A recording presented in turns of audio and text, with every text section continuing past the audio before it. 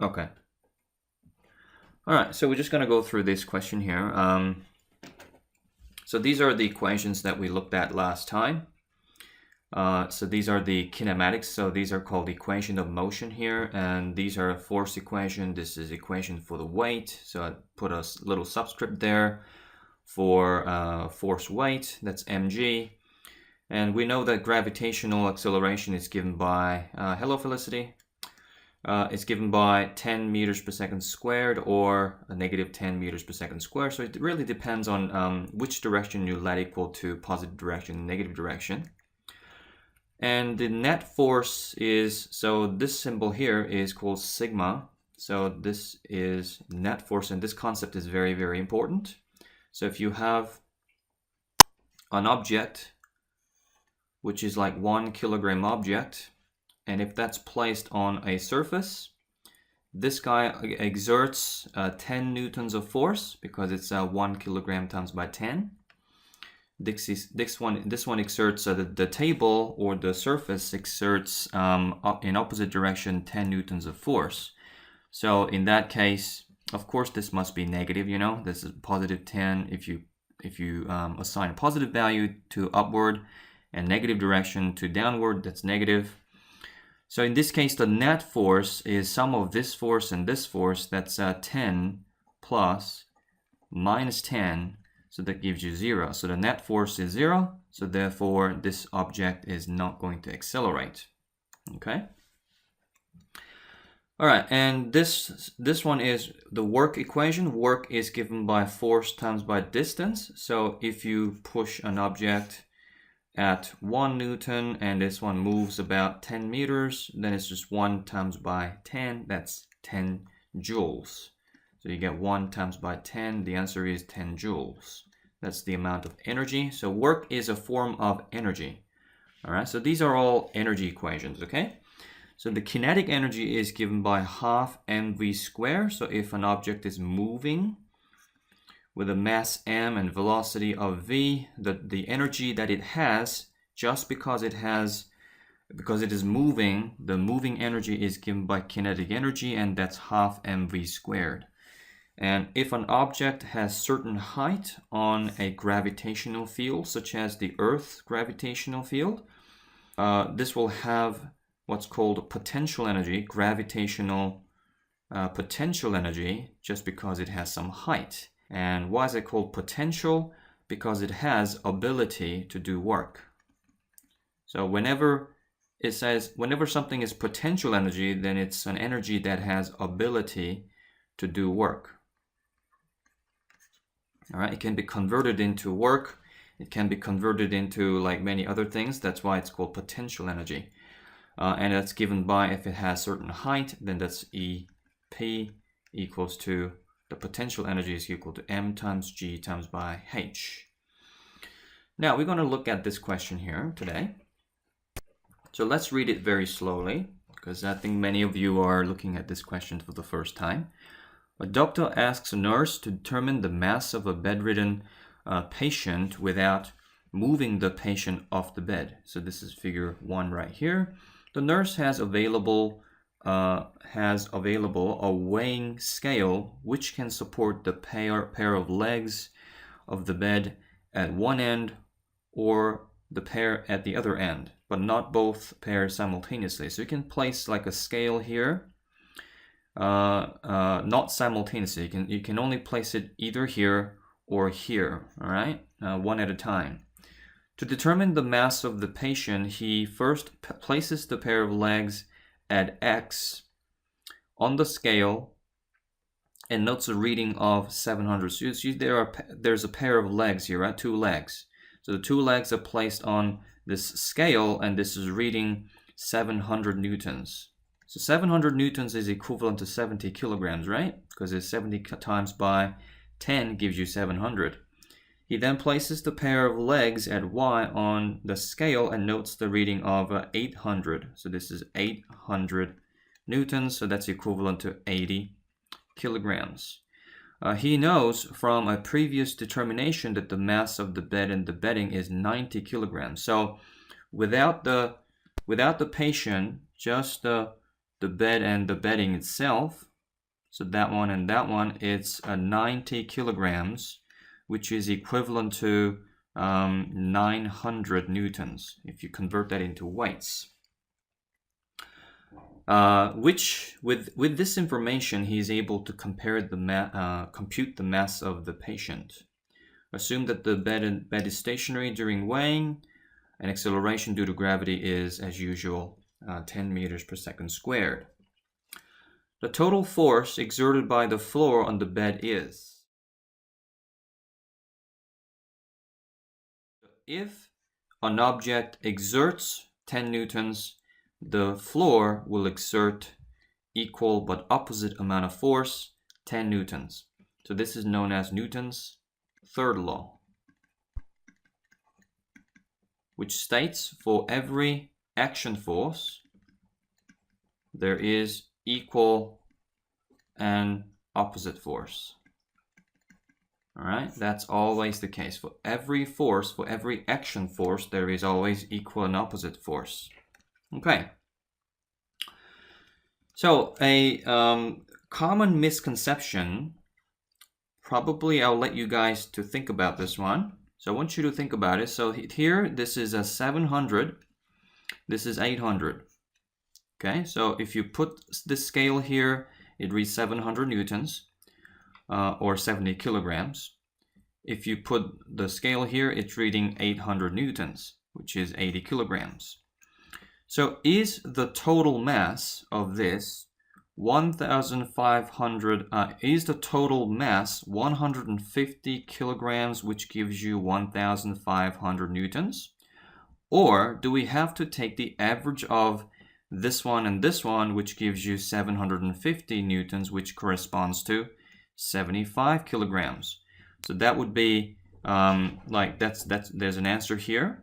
There's an answer here, right? I'm just telling you that this and this is not answered straight away. The answer is between those two. I want you to think about that and let me know.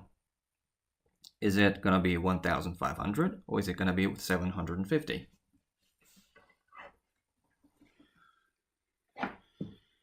Felicity, would you know the answer to this? C. Taylor said C. Anyone else? I'm not sure. Initially I was thinking the 1,500, but now I'm not sure. Okay, so the answer is C. Elizabeth and Taylor both got it right. So let me tell you the reason why. Okay, so it's very easy to think about this. You know, if a person, suppose that you are, so the force, the easiest way to think about this is, let me just think about an easy explanation.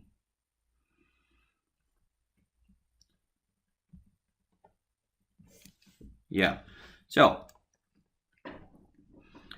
the answer is that the reason is each of this is a hold on, I just have to move my cat out of the way.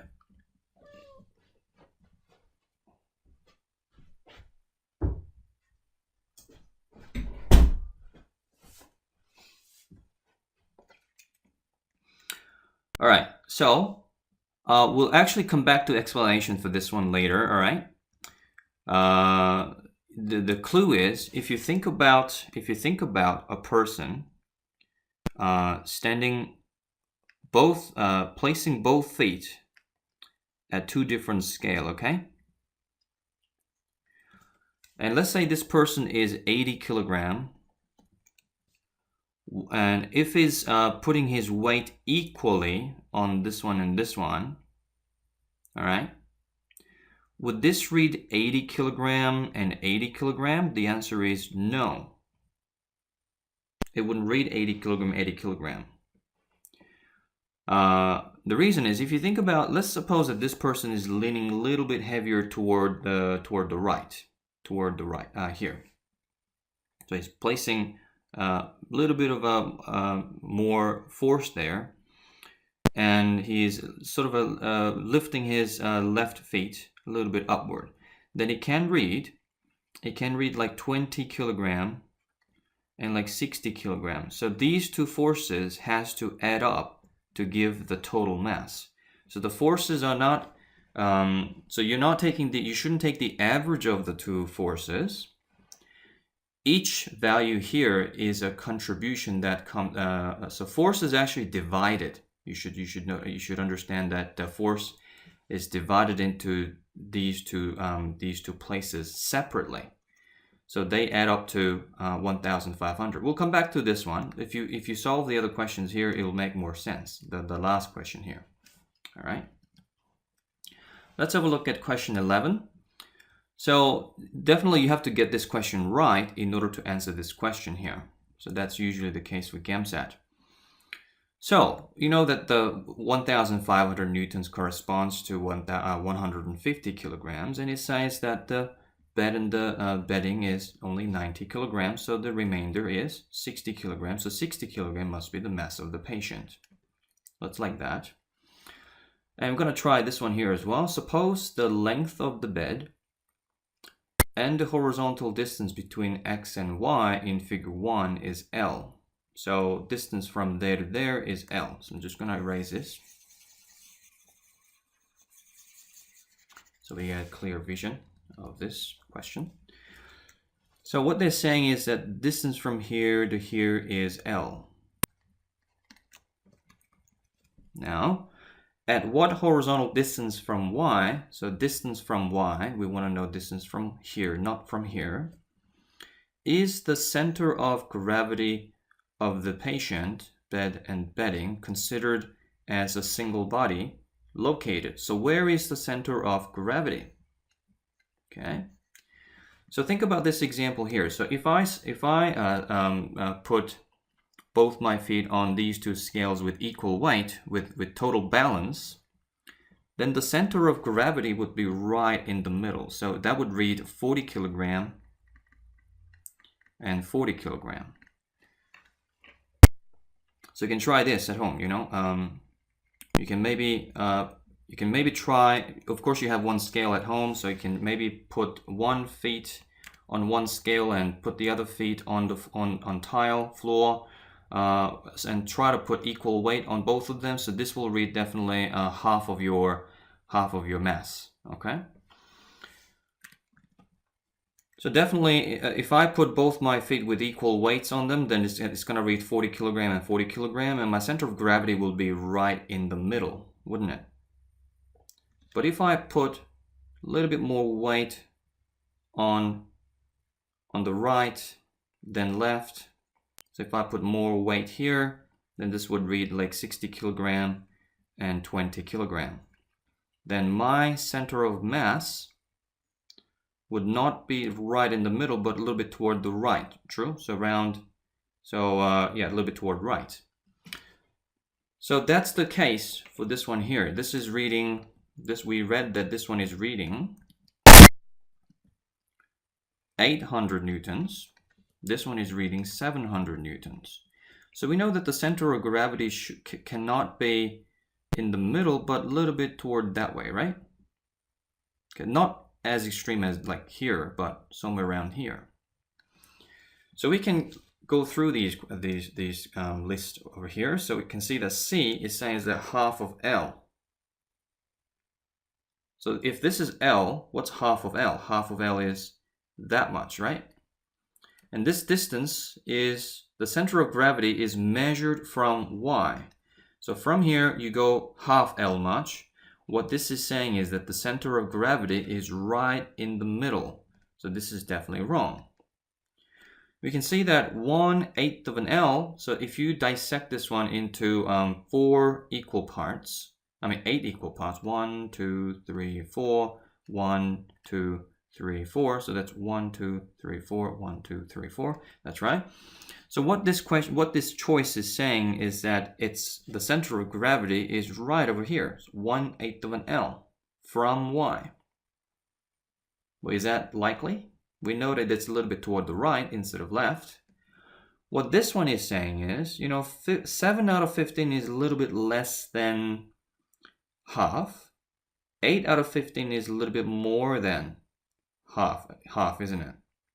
So this is saying it's a little bit toward left, That's what choice B is. This is choice C. This is choice D. And I think the choice A is, that's a little bit less than, 7.5 divided by 15 is 1/2. So 7 over 15L, that's a likely answer. I think the answer is A. So you can just figure this one out using just process of elimination. So many of the physics questions can be just dealt with in this manner, just process of elimination. You get rid of all the unlikely answers and the only remaining answer is the answer. Okay, but how do we mathematically figure out the center of gravity? It can be done through this equation right here. So suppose you have mass m1, you have mass m2, and I'm going to measure things with respect to so x1 is the distance to m1, x2 is the distance to m2. So what I'm going to do is you have to choose a reference point. So this is a difficult physics, so it's an advanced physics. Of course, you can work out the answer of this one through process of elimination, but I want to go through the rigorous physics as well. All right. So I'm going to say that this is my starting point. All right, and the equation is that the center of mass, the position of the center of mass is given by the sum of these two masses and m2 times by the position of the m1. So that's what this is. Oh, hold on. That's not right. So m1 and x1, that's right. So it's not, they're not. So it's a position of this mass here, and position of mass of m1 and position of the mass 1, like this. Okay. So I'm going to assume, so this is equal to 70 kilogram, right? And this is 80 kilogram, true? So I'm going to use this formula to work it out. So this plus this is 150, right? M2 plus M1. And M2 is 80 kilograms, so it's 80. And X2, so that's the position, so that's L, isn't it? So distance from there to there is L. True? And M1 is 70. But what's the position of this object here? I'm choosing this one as the reference point. So this is times by 0. So position of this guy is at 0. So this gives me 80L over 150, which can be simplified as 8L over 15. So in this case, I chose this point as the starting point. And what this is telling us is that the center of mass is 8 over 15L away. So if this is L, 8 over 15 is a little more than half, right? So it's right over here. So that's this distance here is 8L over 15, okay? If this whole thing is, of course, L, then of course this must be 7L over 15, right? So in this case, I chose this axis as the starting point. Of course, I can do the same thing with of course, this point as my reference point. So we can do that as well. So have a look. So this is still M2, this is M1. Now the center of mass is equal to, this is 80 plus 70, that's down here, 150. Now this one is 70 times by, so the position of this guy is, I'm going to choose this side as negative direction. So this is M2 times by x2. So m2 is 80. So this is 80 times by, this is now at 0, isn't it? So that's the reference point. Plus, that's a 70 times by, and this position of this guy is L, right? But this is going the left direction. So in physics, we always keep the direction with a plus and minus sign. So this is giving us the negative 7 over 15L.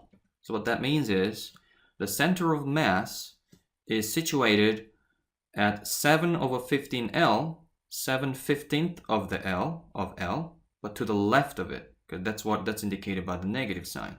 So that's how you figure out the answer to. So this is position Y, right? So that's the answer there. So you can work out the center of mass quite rigorously this way. So using this formula. Now, we can go through the last question here. So, question 13. Suppose the nurse uses 2 identical weighing scales instead of 1, and that he places the pair of legs at X on scale A and at the same time, so this is simultaneously a pair of legs Y on scale B. So we're going to place two separate scales on here and on here. So the confusion comes from because people are thinking now, oh, we placed the 2 scales simultaneously, wouldn't this sort of even out and give like 1,750 there and 750 there? The answer is no. So a lot of people will think that I think a lot of people chose this answer, 750, 750. Okay, but as I explained before, if you position yourself above 2 separate scales and you are leaning a little bit heavier on one side than the other, then you would definitely know through common sense that would read more than this one, right? And that's exactly what was actually going on. This patient is a little bit heavier toward the right. So that's why this was reading 800 and 700. That doesn't change. So the answer is, in this case, so this is only question 13, so it's a pretty easy question. So 700, 800 is the answer. Any question, anyone? From these questions here. Is that all clear?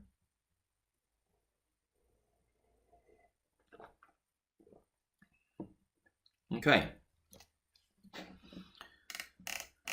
So really in GAMSAT in physics, you just need to know just real, minimum basic physics. And as you can see, I was able to figure out, without this equation, I was able to eliminate those choices and through common sense, figure out this as the answer. And you just have to use common sense here as well. Why would this one read 800 and this one as 700? The answer is because the center of mass is a little bit toward the right, and the action of placing 2 scales here and here simultaneously doesn't make them even. Okay, so just using your common sense for physics. Now let's move on to this one here. So this is let's read through this. So this is from another booklet for GAMSAT. Figure 1 shows a side view, not to scale, of a quarter circle slide slot that is held in a fixed position on a horizontal table. The radius of curvature of the curved surface, this is the radius of, what's RST? Oh, the RST, that's right, is 8 centimeters. So that's 8 centimeters, 6 plus 2. A solid ball of radius 1 centimeter and mass 50 grams is held at rest, right here, touching the side slot at point R. The ball is released and allowed to slide down the surface RST under the influence of gravity and without rolling. So I'm going to come back to this bit later. So why do they have to say without rolling? There's a very deep physics involved. Point S is halfway along, so that's halfway along this curvature, the surface between the point R and T. Assume the ball slides in a vertical plane. There are no frictional force present, and that the gravitational acceleration is, as usual, 10 meters per second squared. Now let's have a look. So this is sliding down. As the ball slides down the curved surface from R to T, the total mechanical energy, which is the sum of kinetic and gravitational potential energy of the ball. So here's the kinetic, the total mechanical energy. Total mechanical energy is the sum of the sum of the kinetic energy and potential energy. So this is equal to. So you can see that at the top right there, the total mechanical energy is there's no kinetic energy, and there is only potential energy. right? And when this one doesn't, when it's at like over here at the bottom, so like for example right there, then let's say this one doesn't have any height, hypothetically, then the kinetic energy would be maximum. The kinetic energy would be maximum, but the potential energy would be 0. So what's actually going on here is, as the ball drops, the potential energy will eventually 100% convert into the kinetic energy. All right. So the total energy, which is, let's say you have something like this one here. So there is an object right there, and this is 1 kilogram object. And this is falling to the ground. So this is like a dot object. So it doesn't have any size, and this one hits the ground. And let's suppose that this height is equal to 1 meter. What is the potential energy on the top? That's equal to mgh. So that's equal to 1 times by 10 times by, the height is 1. So therefore that's 10 joules. What is the kinetic energy on the very top? The answer is 0, because this is not moving. See? Now, as this one goes down, what's going to happen is, so at point A, B, C, D, E, so at point A, it could be like this. The potential energy went down to like 9 joules. It lost 1 joule. Why did it lose energy? Because it lost height. If it loses height, the potential energy decreases. And at A, the kinetic energy then must be how much? Because the potential energy is dropped down by 1 joule, the kinetic energy, where did the 1 joule go? That is going into the kinetic energy. So that is used, that 1 joule is now being used to move this object. Okay? So if you move down to like B, the potential energy could be like 7 joules. Kinetic energy is then 3 joules. And so on and so forth. And at point E, the potential energy will be 0 because it lost all its height.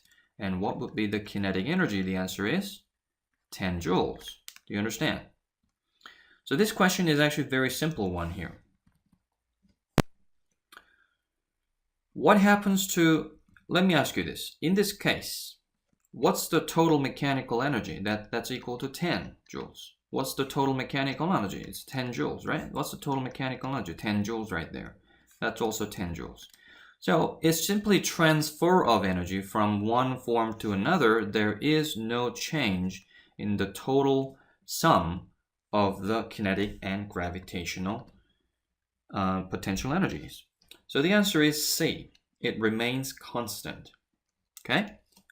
Is that all good so far? It's a pretty simple question. This is question 7 on the other booklet, so it's quite simple as well.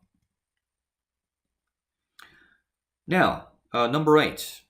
The decrease in gravitational potential energy of the ball as it slides from R to T is closest to. Decrease in gravitational potential energy. Let's talk about the initial potential energy. So this is EPI, initial potential energy. So that's mgh, as we know. So m is, it says 50 grams. So you always have to convert this into kilograms. So kilograms is the standard unit. So 50 grams, you divide that by 1,000, then you can get kilograms. So that's equal to 0.05. So 0.05, but you don't have to know. Later I'll show you these numbers, these digits really don't matter because it's a multiple choice question. Okay, so times by, G is 10, times by, H is, we can see that the height is at the moment 10 centimeter. So that's also 0.1 meter. This is in kg. So we're not going to evaluate that as for now.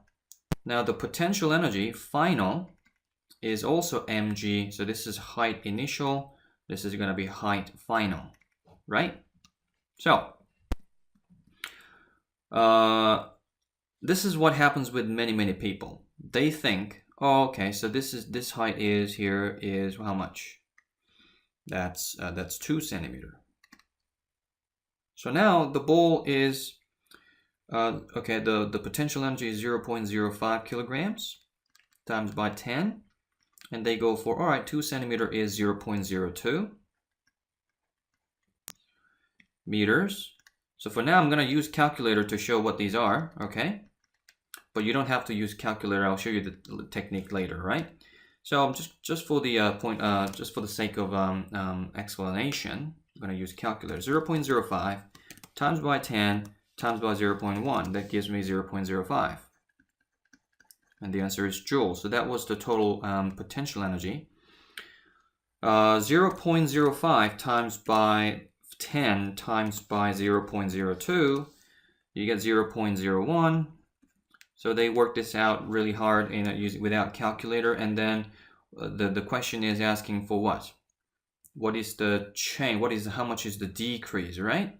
So it was like that. It's now like this. So the decrease, the reduction is 0.04. So a lot of people go for the answer B, but that's actually wrong. Okay?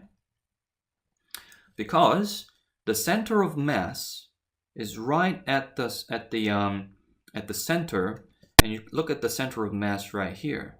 So that's not at 2 centimeter. This is actually at 3 centimeter. True? So this was actually supposed to be 0.03. Okay, so that's a trick there. That's a trap that they put in there. So you have to, whenever you're calculating the potential energy and kinetic energy, you have to assume, when you're calculating the potential energy, you have to assume that all its mass is at the center of mass. So this is one of the theorems in physics.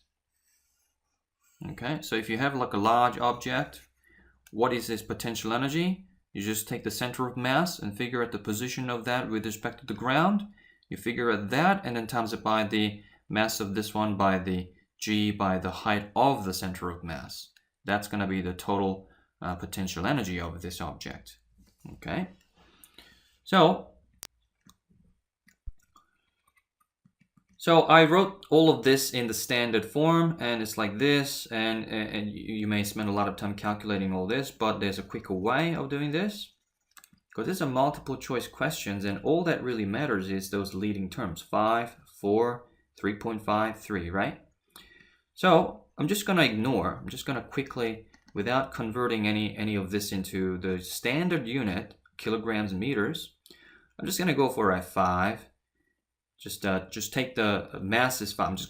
The mass is 50 grams, all right? But I don't care. I'm just going to let it equal to 5. And I know that the gravitational potential energy is gravitational acceleration is 10, but I'm just going to let it equal to 1, because just take the leading digit. And this is like, that's 10 centimeter, right? So I'm just going to use 10, all right? Because why don't I use 1? Because the final is 5 by 1 by, this has to be now changed to 3 centimeter, 10 centimeter, 3 centimeter, so it's better to keep this one as 10 instead of 1. If you keep this one as 1, then you have to keep this one as 0.3. So do it like that. Then you get, of course, that's a 50, right? 50, whatever the unit is, I don't care. This is equal to how much? This is 15, so this minus this is 35, true? So the only term that has 35 in it is C.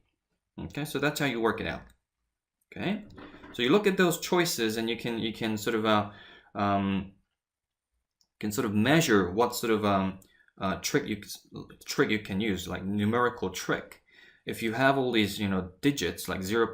All these placeholders, it's very confusing, So this way is a lot better. So it's a good trick to remember. Any question, anyone so far?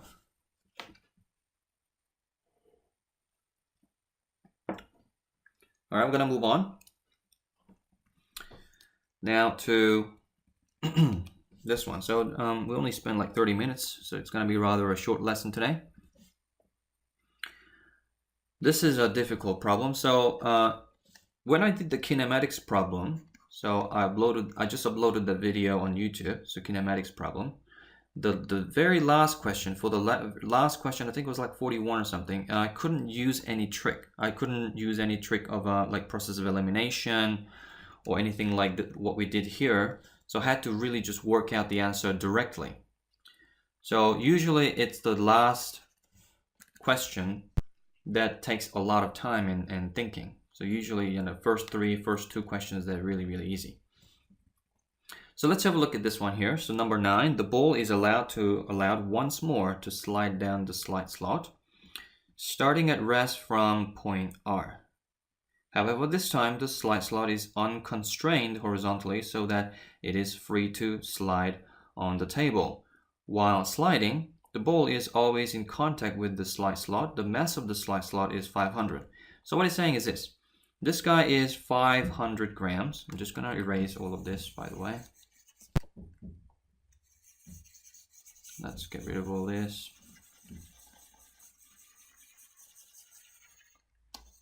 Yeah. All right, so this guy is 50. This one is 500 grams. Just think about a gun with a bullet inside, and you shoot this gun, and the bullet gets fired that way. Then you would experience tremendous amount of recoiling force backward. Okay, so if you're not holding this gun with with a large enough force, this gun may hit your face and you may get injured or something.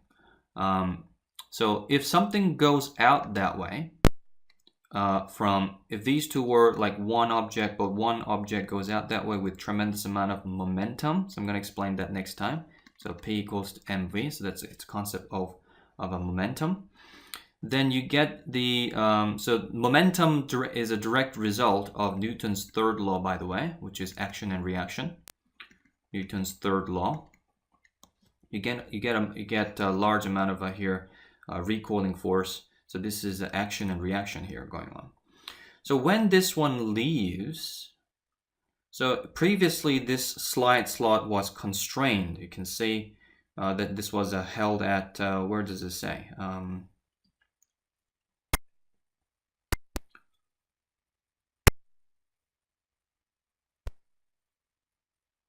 Does it say that this was fixed? Yeah, held in a fixed position, right?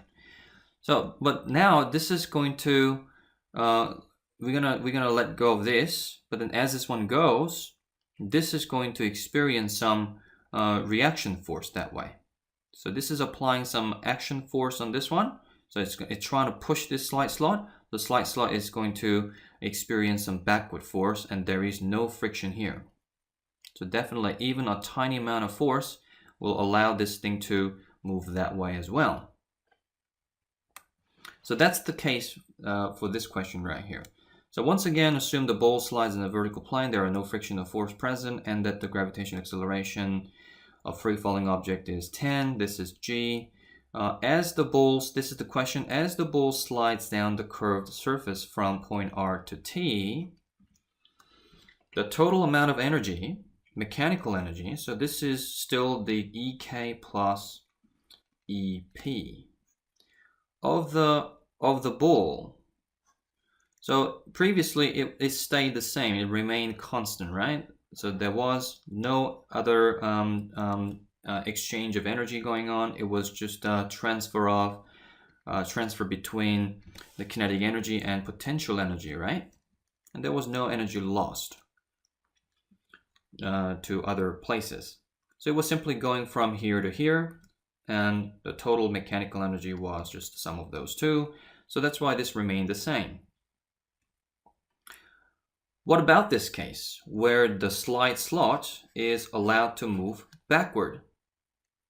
So would the total mechanical energy of the ball, so this is of the ball, would that decrease only, increase only, remain constant, first increases, reaching a maximum value at point S? Reaching a maximum value at S? Would it increase first and then decrease? I want you to think about that. Maybe some of you already know the answer if you've gone through this before. but let's give some opportunity to other people first.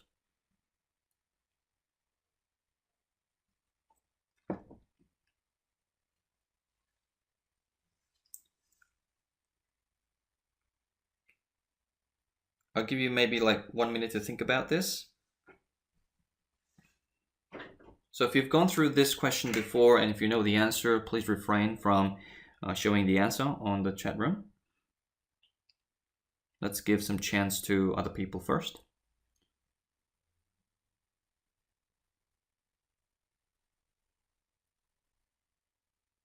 You can ask me a question if you want. So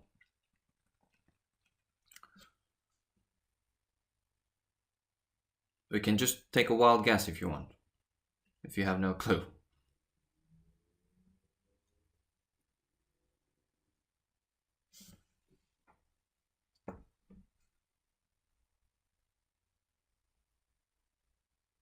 Felicity, how do you feel about this question? Do you feel a bit lost or? I don't know if I should say if that's gonna muck anyone else up, but I can't see any addition of energy, so it should be remaining constant. It's just remaining, okay. Because it's the total, which is obviously switching, but. Okay, so here's the. I'm gonna give the answer here.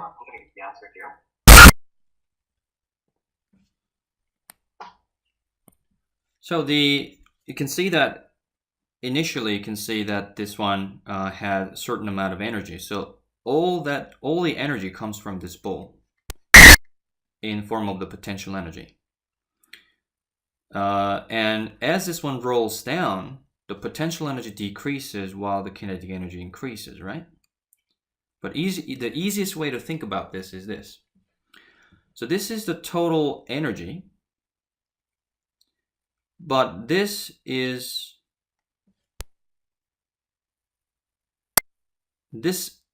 at this position exists entirely as potential energy, and this potential energy is being released and it converts itself into the kinetic energy of this ball. But if this slot is allowed to move, then this energy will be used partly to move this guy, right? So let me just draw a diagram. So here's the total energy of the ball,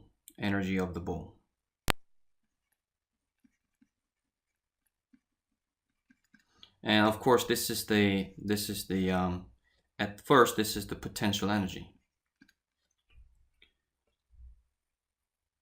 And this turns into kinetic energy. So as this one decreases,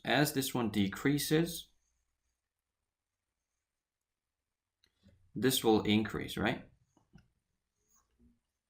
So that at any moment, the sum of these two is the same. That was the case before, right? But now, so this was like, if this was like 10 joules, this was a 0 joule. This is 9 joule, then 1 joule, etc., etc., and this became 0 joule, and this became 10 joules. So at any moment, if you add those two, it's just constant. So that was the case. Now what's going to happen is this potential energy will decrease, of course, as this rolls down. Okay, so this potential energy is going to decrease, and the kinetic energy will increase as well, but not as much as this one. The reason is this is partly going into the kinetic energy of the ball, as well as the kinetic energy of the sliding slot. All right. I don't know how much that is, but see? So if this was like 10 joules and eventually, so this is 10 joules and it will become 0 joule. initially this was 0 joule and this was 0 joule as well, but eventually when this one gets depleted to 0 joules, probably this can go up to 8 joules instead of 10 joules, and this can gain about 2 joules. Okay? Now, I think that can help you answer this question. So what is the answer now? So definitely not remaining the same, remaining constant. I don't think that's the answer. The answer is A, it decreases. Why?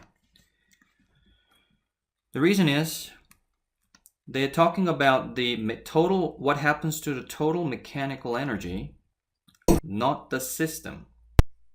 So if the word here was system, the whole system, including the ball and the slide slot, then the total energy actually remains the same. So if they say the system, it means 0 plus 8 plus 2, that's still 10 joules, right? So including this guy. But the question is asking for the total mechanical energy of the ball. That's just this one right here, without this guy. So total energy was 10 joules, but eventually you can see in this particular, I made those numbers up. You can see that it became 0 joules and 8 joules. So total, it's now 8 joules. So 10 joules became 8 joules. So it decreases only because all the energy, the energy is partly going into the kinetic energy of the sliding slot. Okay, so I hope that's clear enough. That's decrease only, therefore. Now, in this question here, they say the mass is sliding down without rolling. Is that right? Without rolling. So if an object, let's say I'm going to draw a sliding slot like this, and this is x-axis, and this is completely level ground. So an object is here. So I'm going to give you a little quiz. So this one here is, so there's no friction here, and this is a 1 meter, and this is 1 kilogram, and this one is the gravitational acceleration is 10 as usual. Now what is the potential energy? That's equal to 10 times by 1, so that's 10 joules, right? I want you to figure out when this one reaches the bottom. Of course, the kinetic energy here, kinetic energy is 0, right? Kinetic energy is 0. So what would be its velocity? I'll give you maybe, because we have still like 10 minutes, so we can give you this quiz here. So here, the potential energy is 0 joules. So therefore, the kinetic energy is going to be 10 joules, right? I want you to figure out the velocity of this object. The clue is the kinetic energy is given by half mv squared. So you just have to use this equation here. Okay. And I illustrated a similar problem in my previous the mechanics video, which was a prerequisite to this lecture. So if you had watched this video, you would know. If you watch this video, then you would know how to do this one. So if it rolls, it doesn't roll, sorry. So in this case, it doesn't roll. I'm going to assume that it doesn't roll, it just slides down. Of course, it accelerates because it's going to get faster and faster and faster due to gravitational acceleration, you know?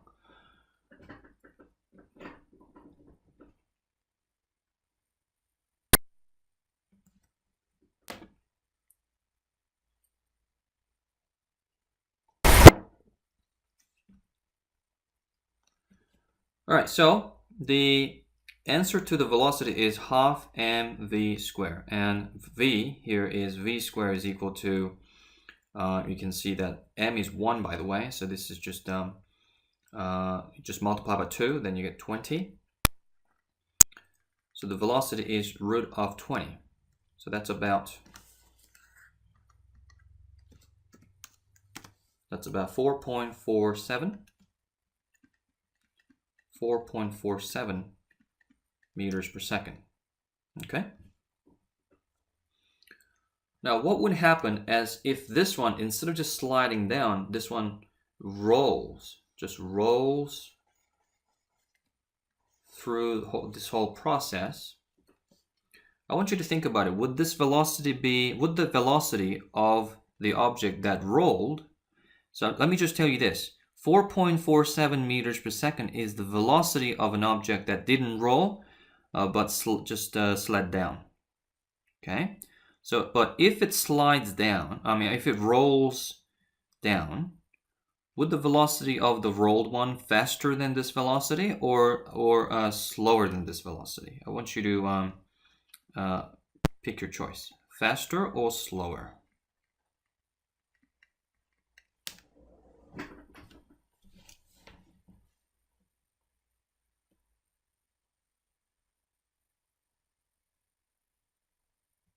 Okay, so 2 of you already answered that it's faster, but it's actually slower. The answer is slower, okay? I'll tell you the reason why. So we know that potential energy converts itself into the kinetic energy, right? But if it rolls, then, just as we saw in this case here as well, the potential energy, so if the potential energy entirely converts into the kinetic energy, then this is the velocity, right? If the potential energy, but if it rolls, then the potential energy is going to convert itself into not only the kinetic energy, but also into rotational kinetic energy. So this is given by half mv squared, and this is given by half I omega squared. So this is a bit complicated. I'm not going to go through this one. Just as in this case, the potential energy was diverted into both kinetic energy and the kinetic energy of the sliding slot. So in this case, of course, think about this. So if this sliding slot is allowed to move, then this would actually exit this thing, this object, this place here slower. That makes sense, right? Because you get less energy than before, than the case where this was fixed.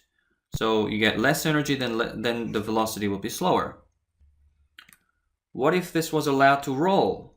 This sliding slot, the sliding slot here is actually fixed, but there is another kind of diversion of energy. So the potential energy is diverted into kinetic energy and also the rotational energy. So this would be, so if this is 10 joules, then this could be like like 1 joule, and this could be like 9 joules. Well, who knows? This could be 2 joules and 8 joules. So if this is 9 joules or 8 joules instead of 10 joules right here, then the velocity would be definitely slower. So for example, let's suppose that the kinetic energy that went into this bowl is like 8 joules. Then this would be half mv squared, and again, m is 1 here, so just multiply, then you get 16 equals to v squared, then velocity would be 4 meters per second. So it's actually slower. Okay, so a lot of people think, oh, it rolls, therefore it must be faster, but the answer is not, it's actually slower, okay? So we're going to call it a day. We're going to have another physics lesson tomorrow.